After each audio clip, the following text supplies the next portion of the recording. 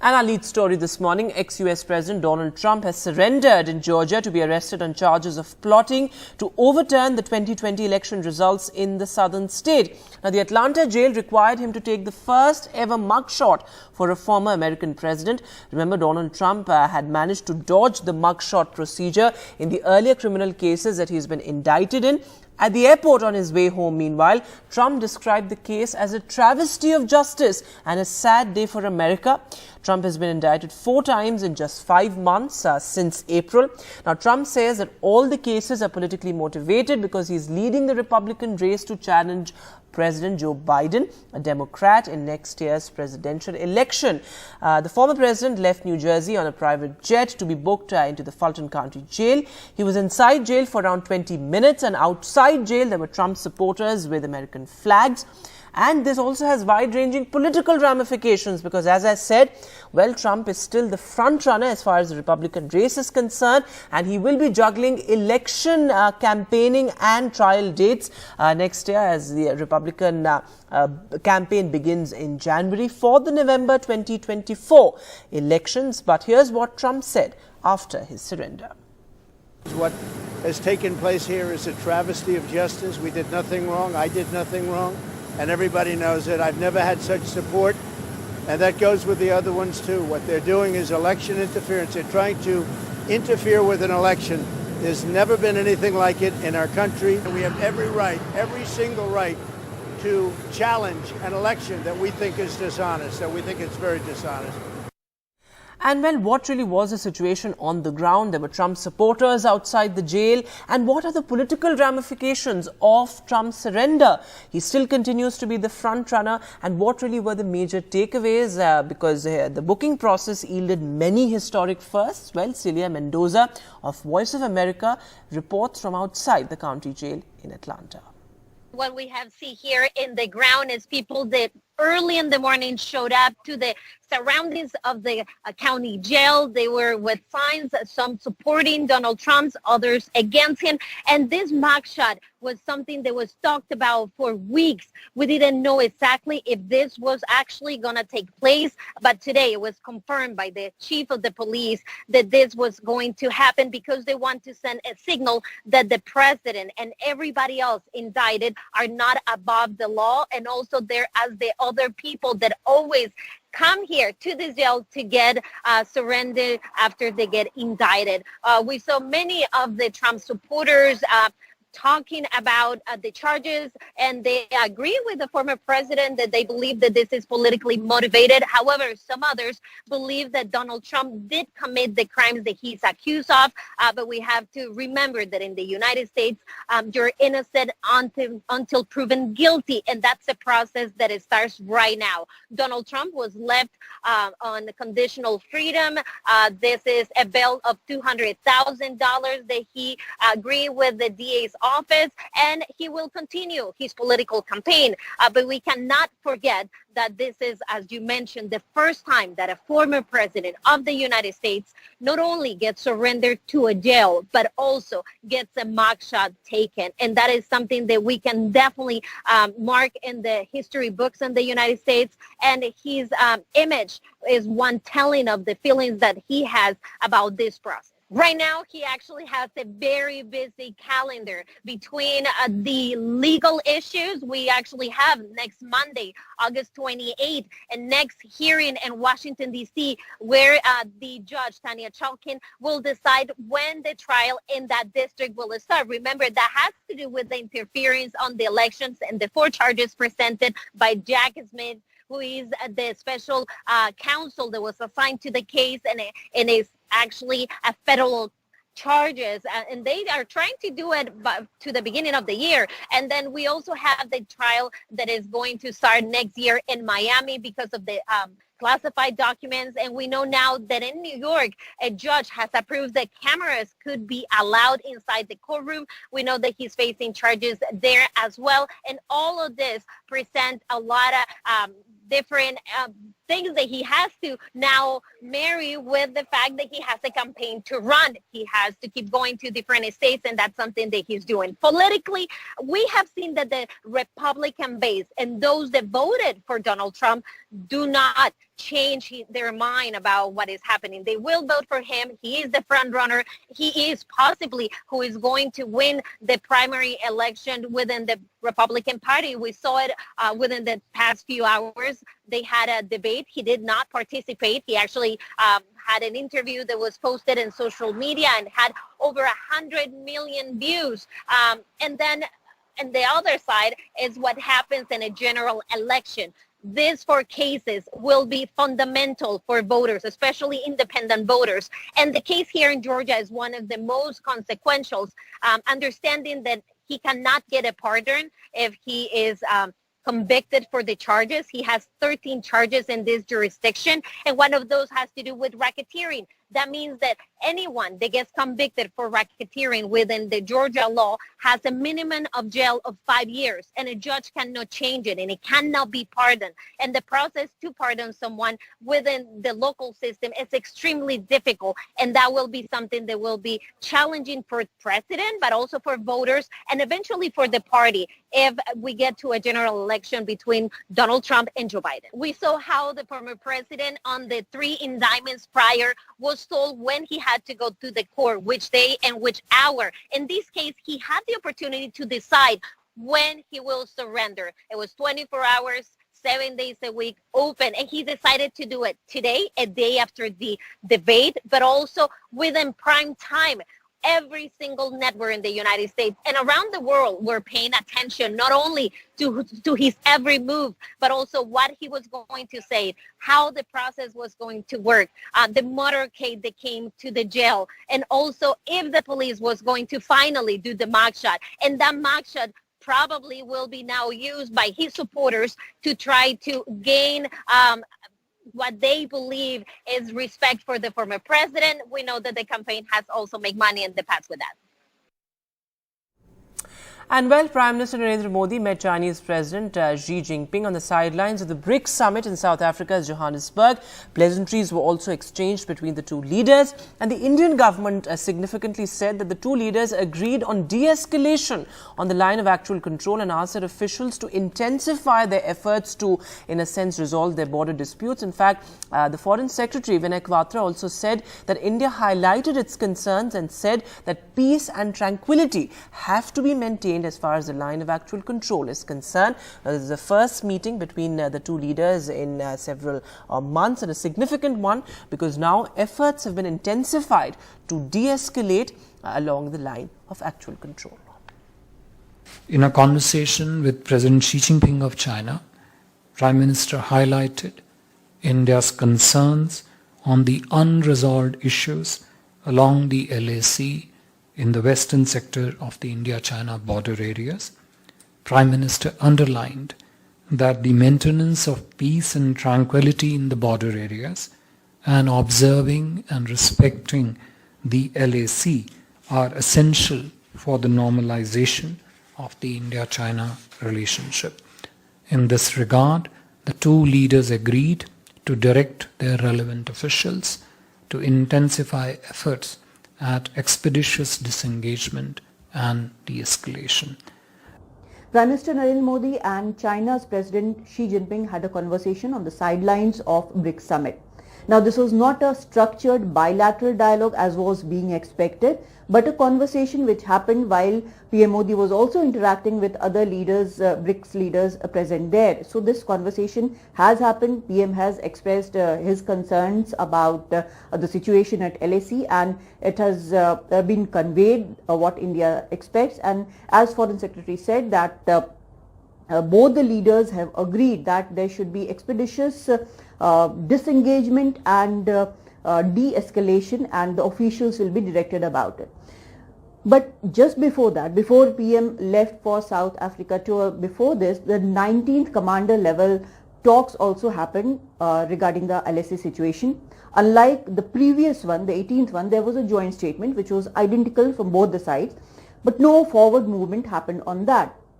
Even before that, during the Bali G20 summit, on the sidelines of it, both the leaders had a conversation about normalizing relationship, which India accepted after, India also confirmed after some time, but there was no forward movement. Now, this conversation also has happened where India has clearly said, PM Modi has clearly said in this conversation what India expects, and there is an agreement. It seems there is an agreement, but it is still to be seen whether this translates to the situation on ground. In New Delhi, Kadambini Sharma for NDTV. And well, at the Brics summit in Johannesburg, another major announcement was that the grouping will now be expanded, with India really emerging as the voice of the global south. The grouping that gets its name from the countries that are members of it, Brazil, Russia, India, China and South Africa, has decided to invite 6 more countries to be full-time members. Which are these countries and what's going to be India's road ahead? Well, Megha has the details.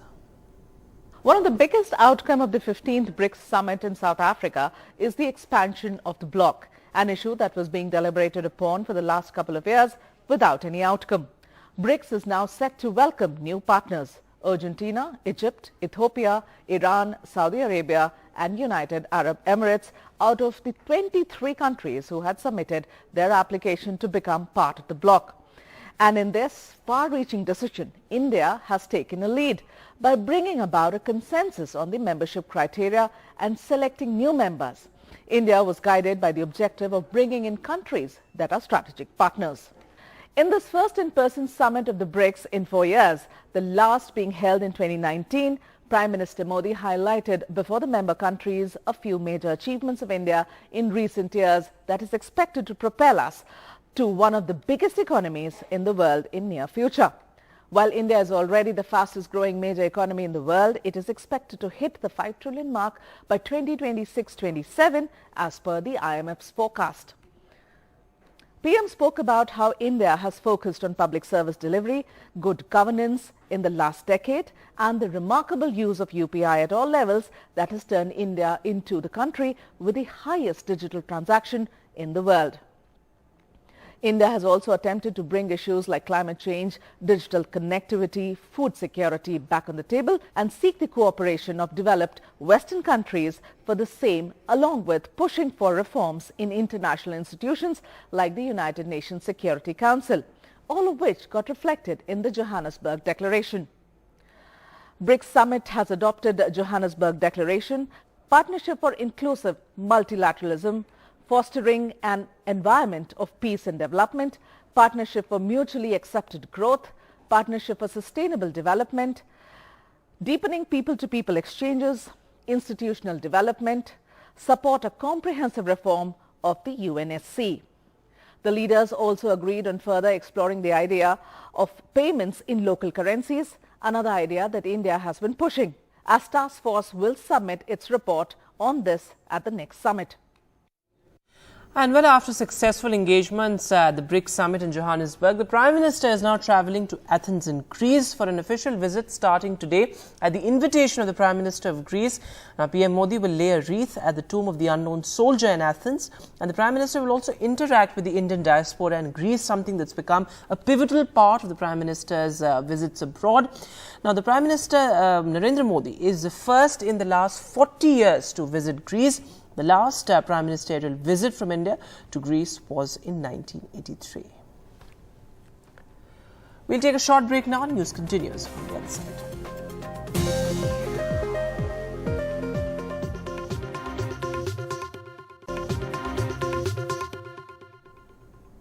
Welcome back. News coming in from Uttar Pradesh. The government has ordered the release of jailed ex-minister Amar Mani Tripathi and his wife in the sensational 2003 Madhumita murder case. Now, they've been in jail for the past 17 years and they were serving life term in the sensational murder case, which was considered to be a high-profile case back in the 2000s. And now the UP government has ordered a release for both the ex-minister and his wife.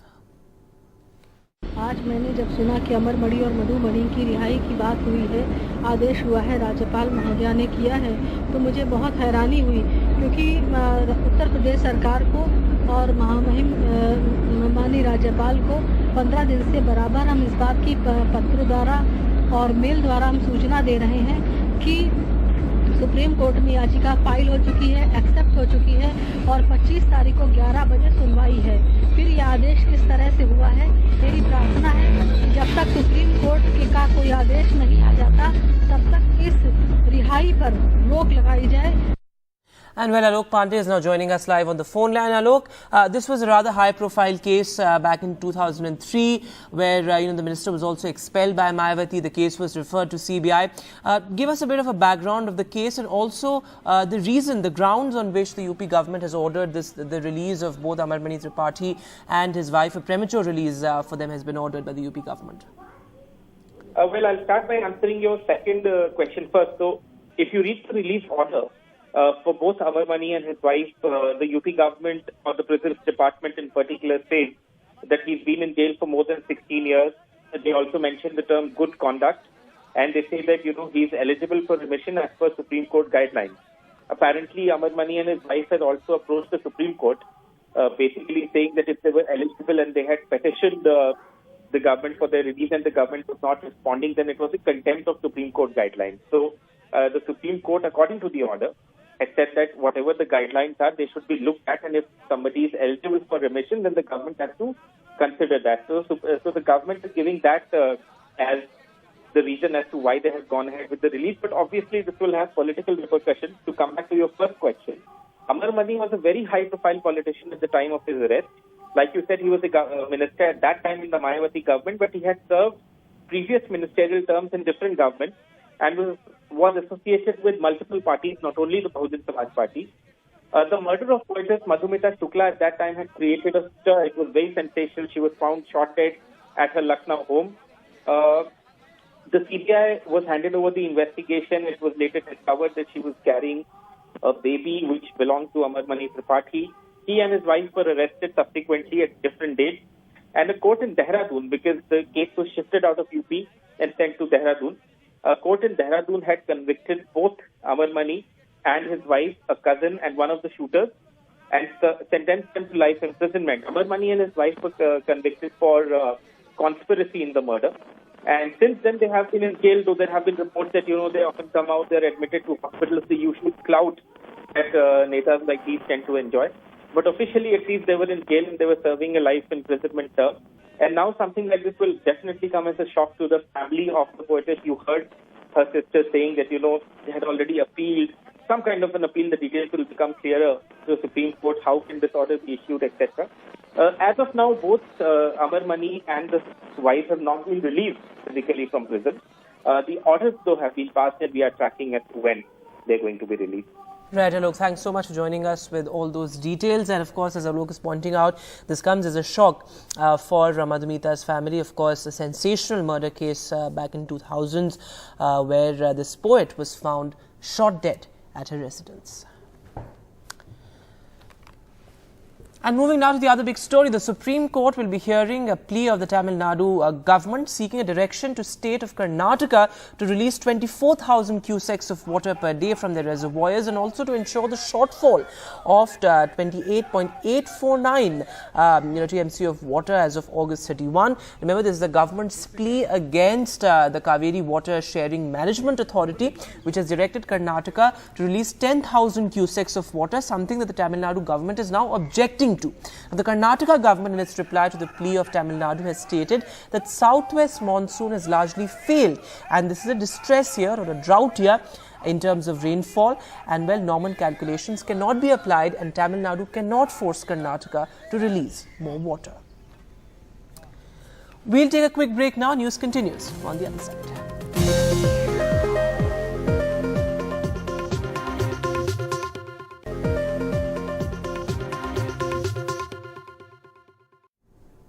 Welcome back. Let's get you the latest on India's historic space mission. Well, if Chandrayaan was big and brought India onto the high table, the upcoming space mission, which will send an Indian astronaut into space called Gaganyaan, costing rupees 10,000 crores, and if all goes well, will take India's Gaganaut into a low Earth orbit by the end of 2024-2025. NDTV's Pallav Bagla shows you what a scaled model of the rocket, which will launch astronauts from Sriharikota, looks like. Here's an exclusive report. If Chandrayaan 3 brings India into the elite club of nations, where India became the first country to soft land nearer the south pole of the moon and becoming the fourth country to soft land on the moon. If Chandrayaan was big, India spent under 700 crores on that. there is a mother of all missions coming up, which is the Gaganyaan program. When India wants to send an Indian astronaut in space on an Indian rocket from Indian soil. In my hand, I hold a scaled model of the launch vehicle Mark III, which will launch India's astronauts into space. The launch vehicle Mark III, the same vehicle launched Chandrayaan 3 into space, has been human rated, meaning it has been made more robust. Its redundancies have been increased. So this, what I hold, is a scaled model. And if you see on top, this is the place where the crew will sit on top of the rocket. That is the crew module, and India can accommodate a crew of 3 astronauts and can send them into space for up to 7 days. In the first mission, whether India sends 1 or 2 astronauts and for how many days, we'll have to wait and watch. But for Gaganyaan, which is going to cost India 10,000 crore rupees, is going to be the crowning glory for India's space program in recent years. Prime Minister Narendra Modi spoke about the Gaganyaan program when he congratulated the scientists from South Africa on the success of Chandrayaan 3. The Gaganyaan program will put India into a very elite club. Till now, only USSR, Russia, America and China have been able to send astronauts into space on their independent capabilities. If all the tests, a dozen or so, go well, India will launch the first astronauts into space probably end of 2024 or early 2025. But scientists at ISRO and the chairman of ISRO, Mr. S. Somanath, told me they will do it when they have full reliability that they will be able to send an Indian astronaut safely into space and bring him back safely onto Earth.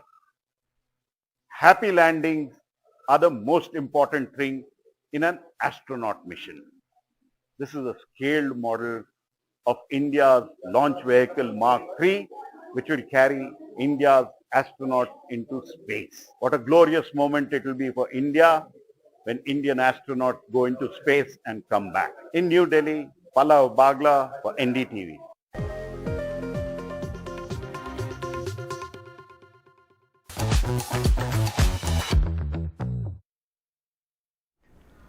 Hi, I'm Arun Singh. This is Entertainment Extra, and let's give you all the updates about national awards. They were announced yesterday and they were big. Here's a look at the highlights. Best film was won by R. Madhavan's Rocketry, a film about ISRO scientist Nambi Narayanan, and what a timing, because ISRO, of course, landed a rocket on the moon a day before the national awards. Alia Bhatt and Kriti Sanon were joint Best Actress winners for Gangubai Kathiawadi and Mimi, and both the actresses posted long posts on Instagram. And of course, well deserved. Allu Arjun won Best Actor for Pushpa. All 3 are first-time winners. Of course, we're talking about Kriti Sanon, Alia Bhatt and Allu Arjun. Moving on, RRR won 6 awards, including Best Popular Film, Best Choreography and a Shared Music Prize. Gangubai Kathiawadi and Sardar Udham won 5 awards each. The Kashmir Files won 2 awards, Best Film on National Integration and Best Supporting Actor for Pallavi Joshi. Kriti Sanon's Mimi co-star Pankaj Tripathi won Best Supporting Actor. And now, let's talk about the Gadar 2 supremacy, which continues at the box office. The film has shot past Amir Khan's Dangal and will now challenge Shah Rukh Khan's Pathaan. Currently at over 400 crore rupees at the domestic box office, Gadar 2 is just entering week 3 and has already shattered several records, including all-time highest second week. Now, trade analyst Taran Adarsh posted a timeline of the film's box office milestones. While Gadar 2 didn't have 100 crore rupees opening day, unlike Pathaan, but it has breached the markers easily and is still earning in double digits every day in week 2 as well. Trade analysts forecast that Gadar 2 will easily cross the 500 crore mark as well. And now shifting gears from the big screen to OTT. We have a special guest joining us for a special conversation, Siddharth Shaw, and we've recently seen him acting in Do Gubare. That's a series on Jio Cinemas. Yes, sir, you're right. Congratulations on that. Good morning. And thank you so much for having me here. It's absolutely our pleasure to have you. And, it's so important to address the fact that so many fresh and young actors, especially those with no background in cinema, let's say. By background, I mean no support. We are usually, the industry calls them outsiders. So, let's put a spotlight on that. Working in OTT without having that kind of background or support, what is it like? It's amazing. I mean, people like us to go ahead and get to showcase our talent at a platform and reach out an audience which are in numbers is a blessing for us. Touch wood. It's a great thing for actors like us who come from the outside. Get a platform to go ahead and reach out to our audiences and, get their love. At least be able to showcase our talent. And the kind of numbers these OTT platforms have, does that excite you, especially like Jio? Of course. And the kind of viewership which we've been getting via it is truly amazing. So if we're going ahead and getting reach like that, it's amazing. You worked in Love Aajkal 2, Patal Lok, and now this is, of course, your recent gig. How did you get this latest one where you, of course, play the lead? As you said, I'm an outsider. So I went ahead and read for the part because I honestly feel that's how talent-driven merit works. Of course. You have to go ahead and read for things, and I don't shy away from it any day. I still till date go ahead and read for things because it goes ahead and gives you that sense of boost, and if somebody's going to go ahead and put your money on them, they need to know where they're putting their money. So in that retrospect, I read for the part. And then we had a meeting at the Jio Studios office with the director. I'd seen one of his films before. And very honestly, for the first time we met, we just clicked and we took it up from there. Because Dr. Agashi, who I'm up against in the show, is a veteran.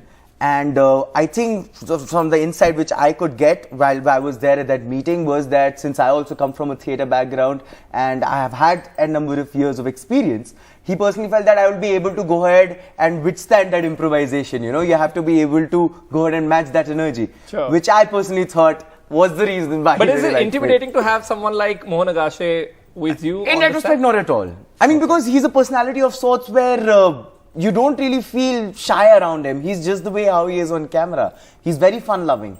So when you're around a personality like that, and he has an array of work alongside him, so that really, I mean, at the back of your mind would intimidate you once, but then once you've spoken to him, it's all clear. I mean, at the end of the day, did you do any workshops before going on the Yes, floor? we did. Since my character Rohit, which I play in the series, is from Indore, we did dialect coaching. Apart from that, we also went ahead and did workshops with Doctor for about 2 days right before we started shooting. Because the essence was that the story builds between the two characters and the relationship which they have in the show. So they primarily wanted to go ahead and keep that natural.